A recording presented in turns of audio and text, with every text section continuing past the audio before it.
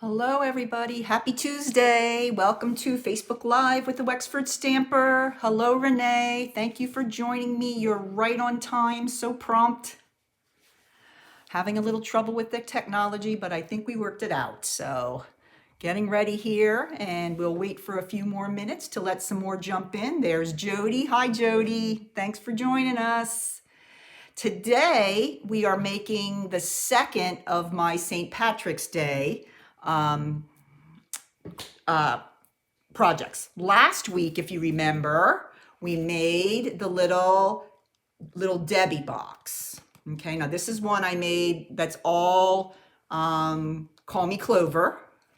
And then this is the one I made that uses Granny Apple Green. So either way, it was a fun box to make. If you're interested in how to make this one, look on my blog or look on my YouTube channel, and it'll tell you all the directions for those. Hope everybody's doing well today. Hi, Jean. Thanks for joining. All right, well, let's get started. Today, I'm really excited to show you this one. Tonight, we're going to be making this little door hanger. And inside the little pocket or the box on the front of the door hanger, we have some chocolate coins. So you can make this for kind of your favorite leprechaun. What do you think? So we're going to go ahead and get to work on this. Thanks for joining me, and let's get started.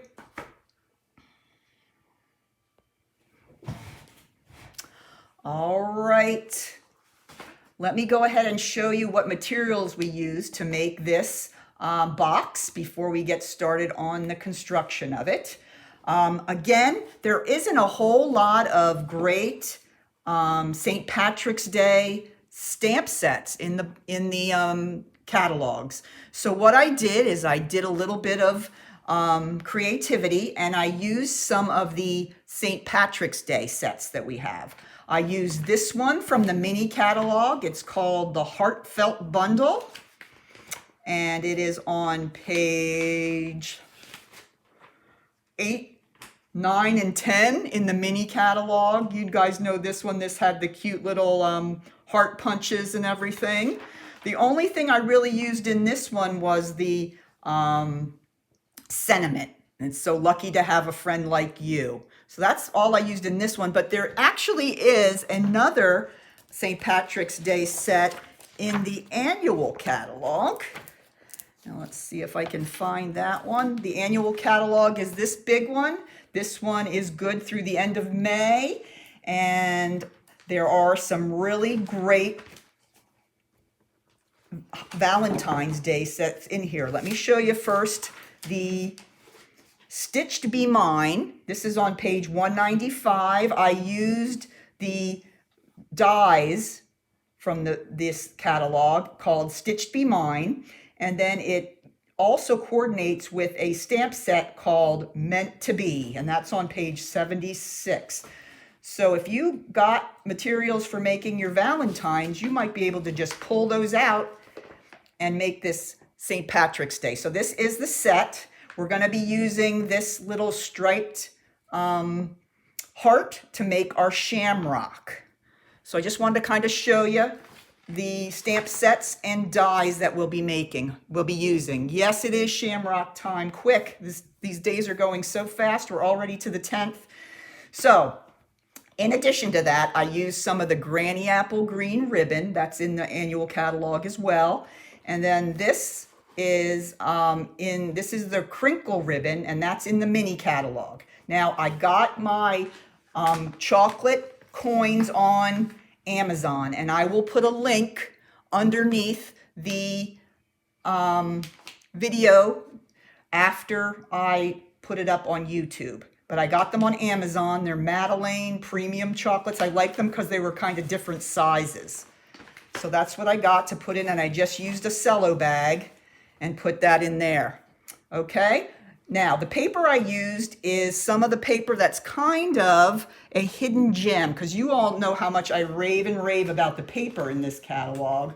Well, there's also paper that I rarely even turn to, and I really feel bad about that because it's some of my favorite paper. Now let me find all the DSP in here. I have it marked, and there we go, DSP. Okay, and we've got pages and pages of gorgeous paper here. But what I neglect to show you is on the last page, there are these fantastic packs of 6x6 paper that you can get in all the colors, in neutrals, brights, subtles, regals, or in the in colors. And what I did is I used, and they come in like 4 different patterns. And what I did is I used the paper in Granny Apple Green. Now tonight I'm going to be using the Call Me Clover gingham. But these are the packs. This is on the last page, page 168 of the annual catalog has the 6x6 packs of the designer series paper. They're great to get because you know they're going to exactly match any of your cardstock that you have. All right, well, let's get started. Okay, the materials we're going to need for this. First, we'll work on the base of our box. And tonight I'm going to use the Call Me Clover. And the paper that we're going to use is cut at 8.5 by 10. All right, all these dimensions and everything will be on my blog as soon as I finish up here with my Facebook Live. So don't worry about taking down any of the measurements. All right, so on the 10-inch side, I'm going to score at 1/2, 2.5, 5.5, 7.5. Okay, 2.5, 1/2, 2.5, 5.5, 7.5. All right, then I'm going to turn onto the short side. First, I'm going to score all the way across at 2. All right, now I'm going to move up to the 5-inch mark here, but I'm only going to score down to the second score line. So at 5, I'm going to go through that horizontal one down to this horizontal score line. So I scored all the way to the second horizontal score line. Then I'm going to spin my paper 180 degrees. Okay, and then I'm going to go to the 3.5, and I'm going to score down to the second score line again. Okay, and the reason we're doing this is giving us guidance on where we're going to cut, and I'll show you in a little bit how that's going to work. And that's it. So that's all our scoring. Let me see if I can hold it up so you can see it a little better. Okay, all right, well, let's go ahead and get folding and cutting. All right, here we go. Now, let me bring in my template. This is what we're going to be working on, turning this paper into. All right, so this portion here is going to be the hanger part where we're going to die cut our hole, and that's what's going to be the part that hangs on the doorknob. Okay, then down here, this is going to be the box part. All right, so let's go ahead and get started. First thing I'm going to do is go ahead and I'm going to crease on all the score lines except the 2 partial score lines that I made at the end. All right, so let me get my bone folder and I'll go ahead and crease all the full score lines, because those other partial score lines are really just giving me guidance for cutting. All right, let's get all these other ones. I love the Call Me Clover. I really think that this is the perfect St. Patrick's Day green. All right, so there we go. I've got them all down. Remember, I told you not to score on those. All right, let's take a look at my little template here. All right, the first thing we're going to do is I'm going to hold it so that the thin rectangle is to my left. Okay, and I'm going to go ahead and I'm going to cut up on the vertical score line with the thin rectangle to the left, cut up to the first horizontal score line, and then cut it right off. And I wedged it a little bit there just to give it a little bit of room for when we adhere it together. Okay, then, now you guys know the bottom here. This is the bottom of the box, so I'm going to cut up these 3 vertical score lines up to the first horizontal score line. Okay, now these smaller squares here, you have these rectangular panels, and then you have the, let me see, I have the Ooh, this doesn't look like it's the right size. Uh-oh, I think I did something wrong here. All right, let's go ahead and we're gonna cut up. My size doesn't look quite right. Oh, it's live TV though, so smile and keep going.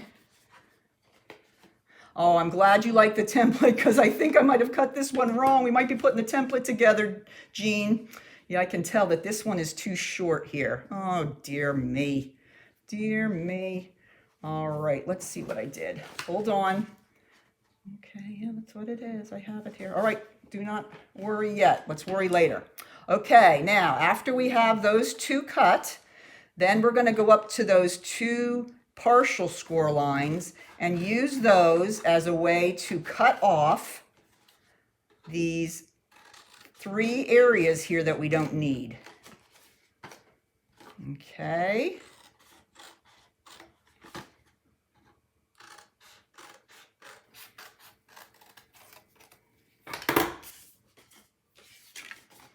Okay, so this is the part that's going to go on the knob, and then this is going to come together here, and for some reason it's not quite right. I'm going to have to wing it here. All right, so we're going to have to now adhere it together, but before we do that, we're going to go ahead and we're going to put our pieces of Designer Series paper on. Okay, these are the pieces, the Designer Series paper that you have. Okay, you have the one large one, and remember this is going to be the inside of the box, and then we're going to fold this over onto the front. Okay, ooh, just heard lots of wind. Okay, so what we're going to do is we're going to go ahead and we're going to put this one in here like this. This is going to be covered partially at the bottom because the box is going to come around, but it's going to give the top a nice little bit of color. All right, so I'm going to use the Designer Series paper stack. This is the In Colors, and this one is specifically the Call Me Clover. Okay, and I will have the dimensions for all these DSP pieces on my blog. All right. Now, let me see. Did I make this? I'm getting out my... All right, must be 10.5. All right. Okay, now we're going to go ahead and we're going to adhere the other pieces here, turning it over because we're going to be wanting those pieces to be on the outside of the box. So there,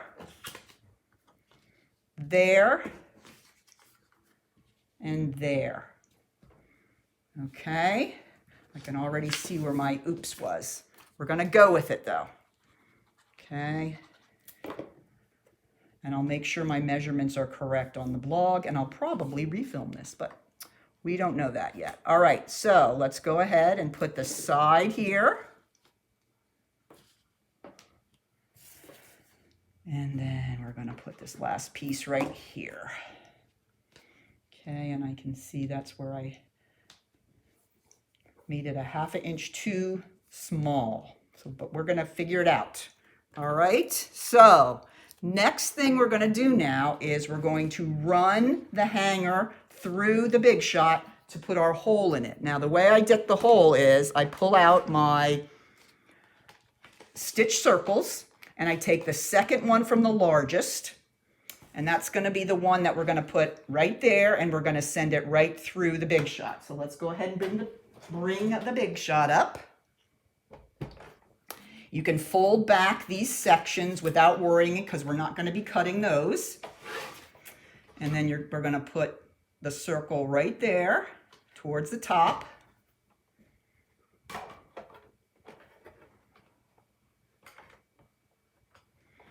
And then we're going to go ahead and feed it through the Big Shot. Don't even have to go all the way through. We can bring it back. Sorry if I'm a little bumpy. And there is our hole. Okay, so that's how you make your little doorknob hole. Just use your any size circle that works for your doorknob, or if you have the stitched ones, the second from the largest is the best size. All right, so let's go ahead and we'll start putting it together.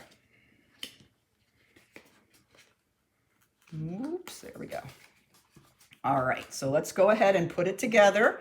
Starting at the front, we're going to go ahead and I'm going to put a little bit of adhesive right on here. Come on, glue.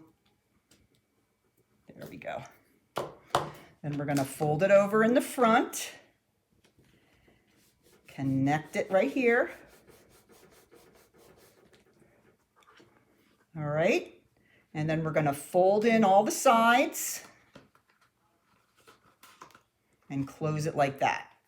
All right, so it's pretty easy to put together.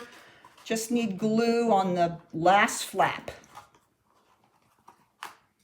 There we go. That's going to go up like that. All right, how's that? Everybody see basically how I got that done? Okay. All right, now let's go ahead and put together the little embellishment that goes on the front. Let's put that over there. And let me show you exactly what we're going to use for that. I'm going to bring in some of the Call Me Clover ink. Okay. And I cut some other pieces here already, so we'd be ready to go. There's our little bow. Okay. So you're going to cut the smallest circle using the stitched framelits. And you're going to go ahead and you're going to use your Call Me Clover ink, and we're going to use that sentiment from the mini catalog, So Lucky to Have a Friend Like You. And we're just going to ink that up, and right there it goes. All right, now let me show you what I did to make the shamrock. I've already done it, so it wouldn't take so long to show you on Facebook Live. But what I did is I took this stamp here, okay, the little striped heart. I stamped it in Call Me Clover, and then I cut it out using this cute little framelit here. Okay, so I stamped it in Call Me Clover, cut it out using that, and here's what they look like. I'll put them right here beside my circle. But there's adorable little hearts, and they have a little bit of scalloping around the hearts and some stitching. Okay, so those are what I made using this set. Okay, then I needed to make a stem. So what I did is I pulled in one of the newer sets, the Timeless Tulips, and I used one of their longer stems, and then I just fussy cut it. So let me show you how I'm going to do that. All right, here's my stem. And let me get a piece of white. There we go. Get some white paper.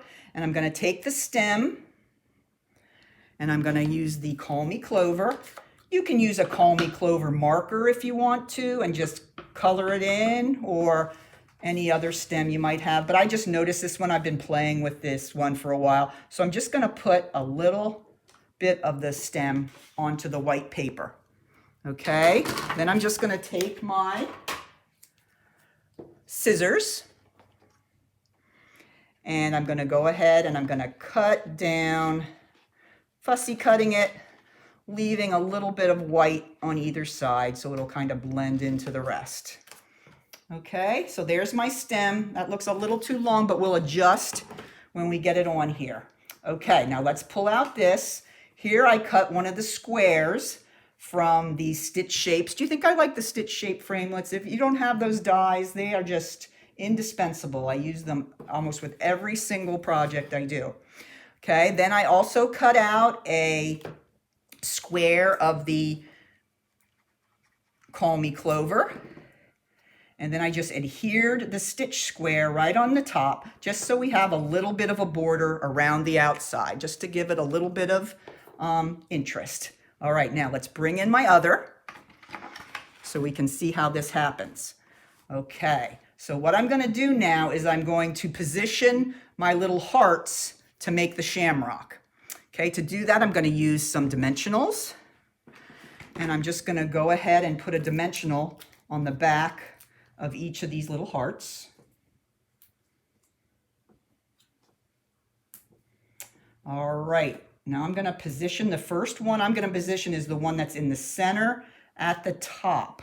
So that's going to go about, let's say about there. Okay, there goes the first. Now I'm going to take my second one, and they're going to overlap a little, but you want to make sure you leave a little bit of white. Okay, and then final one is going to go right here. And I was just so excited how that made such an adorable little shamrock. Now, obviously my stem is a little too long, so let's cut that. And all I did with the stem was I figured out and kind of eyed it, and then I just kind of slid it up like that. Okay, so let's put a little bit of glue on the back of that. So if you have a Call Me Clover marker or a blend, you could just kind of draw a stem if you want to. I know, I love the stitching too, Jean. It's just something I've always enjoyed, making the projects using those. And there it is. There is our cute little shamrock. Didn't that come out so cute? And you could use that for so many things, not only the little door hanger, but other cards and things like that. You can use that as well. Okay. Well, let's bring in our door hanger now, and we're going to go ahead and we're going to plop that right on the front. Okay, so let's go ahead.